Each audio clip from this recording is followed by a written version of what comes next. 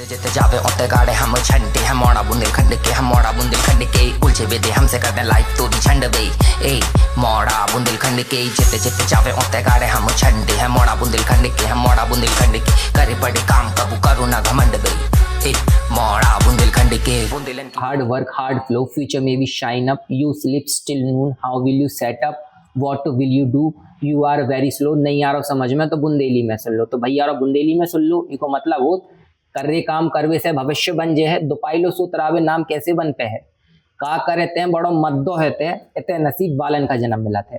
मद्दो in the sense कि आप बहुत स्लो हो, आप सिर्फ सोचत रहते कि मैं ऐसा करने और कछु नहीं कर पाता हूँ। तो वो चीज़ को छोड़ो, आलस का त्यागो, आगे बढ़ो, जो करना है वो कर डालो बस।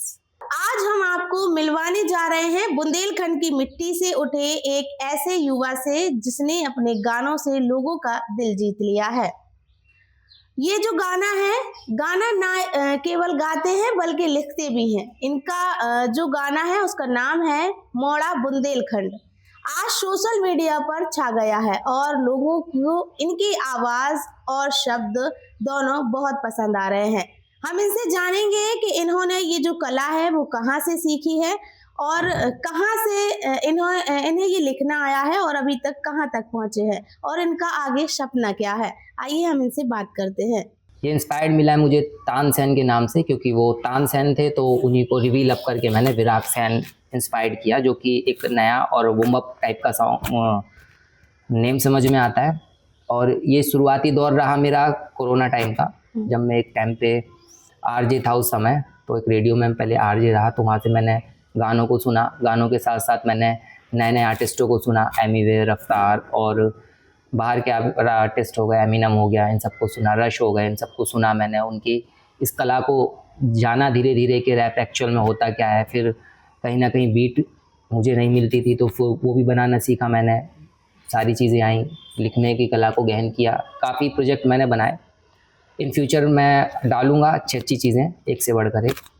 जर्नी स्टार्ट कुछ ऐसे हुई कि पहले मैं थिएटर आर्टिस्ट था, मैंने 8-10 सालों से थिएटर किया।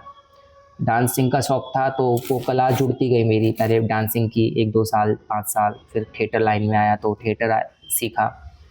फिर उसके साथ अब ये जो म्यूज़िक की जर्नी है मेरा, कहीं ना कहीं हाथ इन्हीं दोनों चीज़ों को मिलके एक यूज़ निकला है कि अब मुझे ये रैप करना है।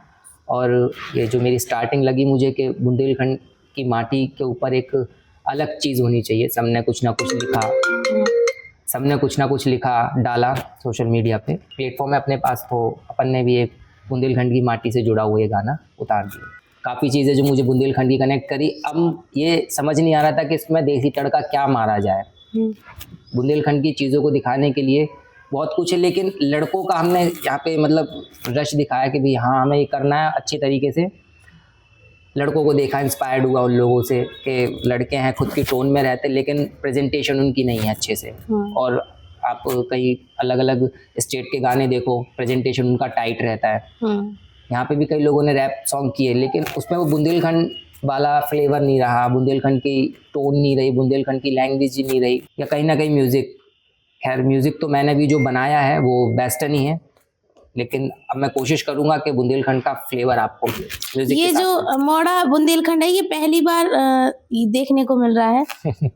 मोड़ा बुंदेलखंड पहली बार देखने को इसलिए मिलेगा क्योंकि ये चीज़ें किसी ने हाईलाइट नहीं की। ये चीज़ें वही हैं। मोड़ा शब्द हो गया, बच्चे को, लड़के को, भाई को, ए मोड़ा आते या कहाँ जा रहा हूँ, ए मोड़ा जो सुनिए, ई मोड़ा ने जो नहीं करो। तो वो मोड़ा शब्द वहाँ से लिया मैंने।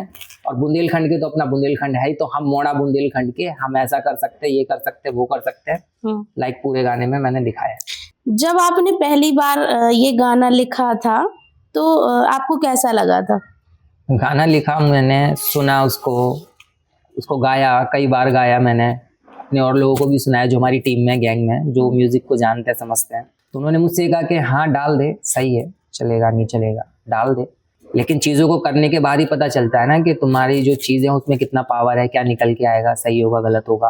तो पॉजिटिव रिस्पॉन्स आ रहा है कि हाँ सही है, अच्छा लग रहा है। वीडियो भी निकल के आई, ऑडियो भी निकल के आया। डबिस्तान स्टूडियो ने प्रेजेंटेशन करने का मौका दिया कि मुझे यहाँ पे, भाई आप एक आर्टिस्ट हो लेकिन आपको कला दिखाने का, प्रेजेंटेशन करने का एक प्लेटफॉर्म चाहिए। तो उन लोगों ने सपोर्ट किया कि हाँ तू कर, मैं करवाता हूँ। तो ऐसी चीज़ें निकल गई हैं। जैसे वर्ड फ्लो के साथ मैं बोलना, हाँ 4 लाइनें मैंने इंग्लिश की लिखी, उसके सडनली एक बुंदेलखंड का वर्स है।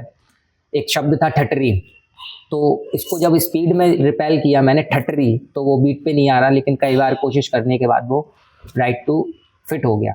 एक से बढ़कर एक गाने लाऊंगा बुंदेली फ्लेवर में, बुंदेली मिट्टी में, और कहीं ना कहीं मेरा ये रहेगा कि जो नए कमर आर्टिस्ट हैं, जो लगता है कि मैं कुछ अलग कर सकता हूँ, 100 की भीड़ में नहीं दौड़ना है, अपना खुद का खुद से करना है, तो उन लोगों को मैं ऑफ़र करता हूँ कि वो आए हमारी टीम में जुड़ें, नए नए काम करें और नए नए काम में योगदान दें। एक से बढ़कर एक गाने लाने का मेरा पूरा प्रयोजन है कि मैं बुंदेलखंडी फ्लेवर में, एटलीस्ट बुंदेलखंडी फ्लेवर में ऑल ओवर भारत को नचा पाऊँ, भारत को सुना पाऊँ, और भारत ही क्या, मैं पूरे वर्ल्ड को सुना पाऊँ अपनी आवाज़, लेकिन ज़रिया हो बुंदेलखंड की मिट्टी, बुंदेलखंड की खुशबू और बुंदेलखंड का म्यूज़िक, बुंदेलखंड का टेस्ट, बस।